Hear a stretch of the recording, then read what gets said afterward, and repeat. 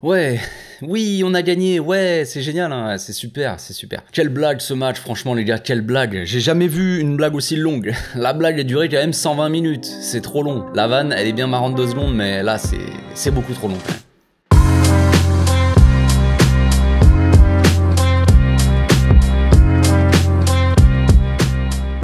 Au passage, n'hésitez pas à vous abonner, liker et commenter, c'est le meilleur moyen de me soutenir et ça fera plaisir à tonton.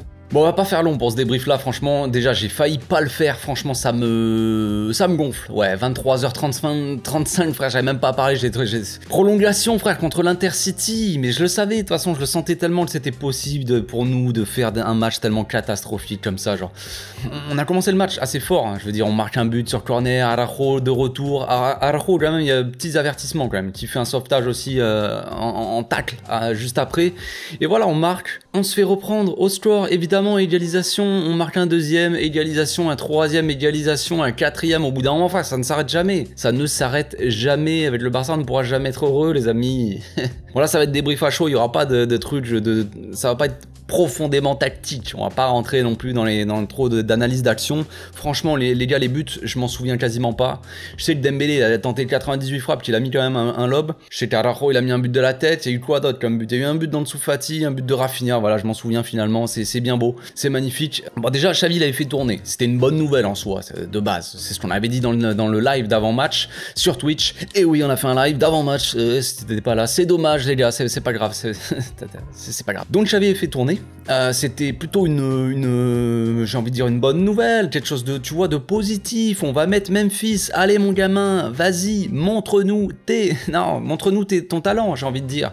Eh oui, Kessié, joue, mon gamin, montre-nous que tu mérites d'être là et que tu sais jouer au football. Ça se passe pas si bien que ça, Bellerin, allez, prends quelques minutes, mon gamin. Montre-nous aussi que...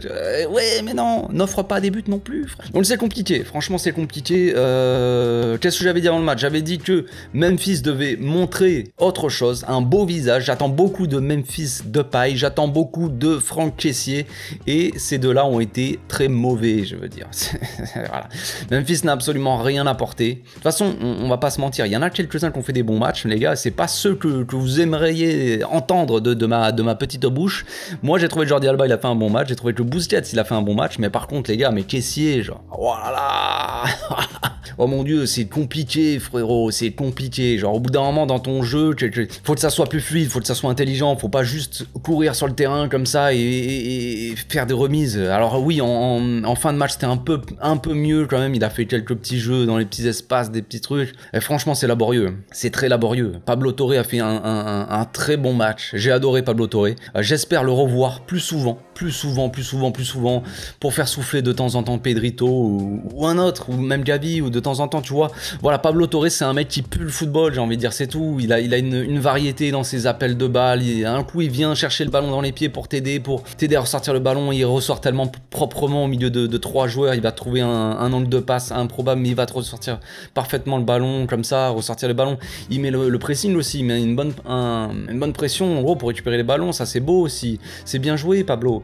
Et puis après il fait des appels dans la profondeur aussi. On peut comparer vite fait, même si pour moi voilà c'est pas comparable, voilà, même, bref. Mais Pablo Torre, Pedri, tu joues plus ou moins au même poste. Pedrito, il fait moins d'appels dans la profondeur, dans l'espace, il prend moins les espaces, tu vois, il propose moins. Souvent Pedrito, Pedri, il veut prendre le ballon dans les pieds et il veut prendre le jeu à son compte, on va dire. C'est peut-être une consigne de Xavi, j'en sais rien, mais en tout cas il veut gérer le jeu, tu vois.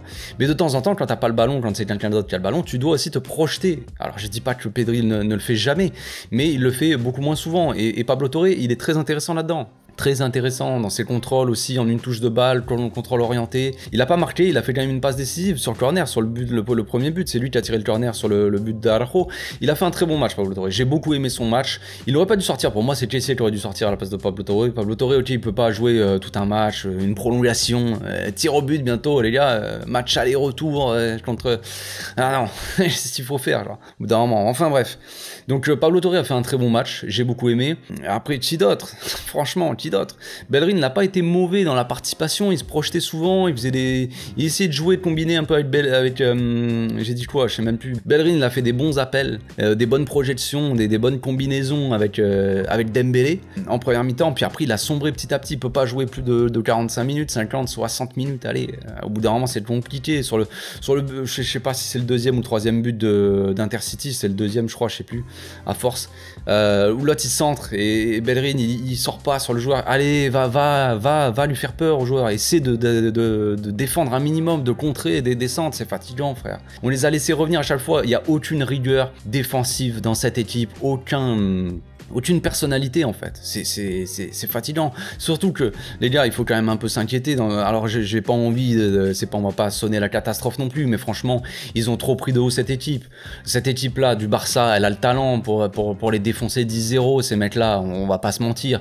Mais ils les ont pris de haut, ils sont allés tranquilles, ils se sont dit bon, on a mis un but, on va y aller tranquille, on va pas trop se fatiguer, il y a l'Atlético Madrid ce week-end, donc on va le prendre tranquillement, c'est que l'Intercity, ouais mais tu les laisses jouer, ils vont marquer eux. Je crois qu'ils sont venus pour faire quoi frère? Ils sont venus pour jouer au foot. Hein. L'autre, il a claqué un triplé. C'est l'ancien joueur de la Masia. Je sais pas, il y a quelques années, là. Je sais pas il y a combien de temps il est parti, mais il est parti il y a quelques temps. Voilà, il revient contre nous, il nous claque un triplé. Il avait peut-être quelque chose à montrer aussi, lui. Je sais pas. C'est dur, hein, franchement. Memphis, t'es là à vouloir que un club. Tu sais, non, moi, si je pars, les gars, je veux jouer dans un club qui joue la Ligue des Champions. Frère, essaie de faire déjà un bon match contre une équipe de Détroit. Ça sera déjà pas mal. Ça sera déjà pas mal. Ah, franchement, c'est dur de rester positif là après un match comme ça, c'est fatigant. Après, on va me dire ouais, tu tombes sur lui, tu tombes pas sur lui. J'en ai sûrement oublié les gars. Moi, je trouve que Dembélé était catastrophique par exemple sur ce match. Alors c'est bien, il marque un but. On a beau me dire ouais, mais au moins Dembélé il a marqué. Ferran Torres catastrophique aussi, je le sais bien. Mais nos attaquants en première mi-temps, ils sont catastrophiques. Tu me mets une attaque Ferran Torres, Memphis, Dembélé, frère. Qu'est-ce que c'est de ce bordel? Ils sont pas foutus de marquer contre une division 3. Et franchement, ils savent pas jouer ensemble, c'est nul. Alors Ferran, il a fait des bons déplacements, c'est cool, mais au bout d'un moment, il faut marquer aussi. Il a loupé ses occasions. Dembélé, frère, il faut combien d'occasions, combien de mauvais choix de Dembélé où il pousse la balle à 50 mètres de lui, il perd les ballons, enfin une mauvaise passe, un mauvais choix, une frappe à... Franchement, c'est waouh, ça te met un coup derrière la tête, frère. Bon, je pense que je vais arrêter là, de toute façon, ça me saoule de parler ce match. On reviendra à froid demain, je pense, un peu plus posé, je sais pas, on ferait une petite analyse à froid, j'analyserai les buts. Je vais répondre aussi aux questions, je vais mettre une petite boîte à questions sur Instagram, mais là, à chaud comme ça, c'est très compliqué de rester posé, Puis ça me fatigue, franchement. Comme je l'ai dit, j'étais à deux doigts de pas faire de débrief. La prolongation, j'ai failli éteindre la télé. Ça m'a saoulé. Ça m'a saoulé. Ce genre de match-là, c'est fatigant. Donc voilà, c'est bien. On est qualifié en Coupe d'Espagne. Super.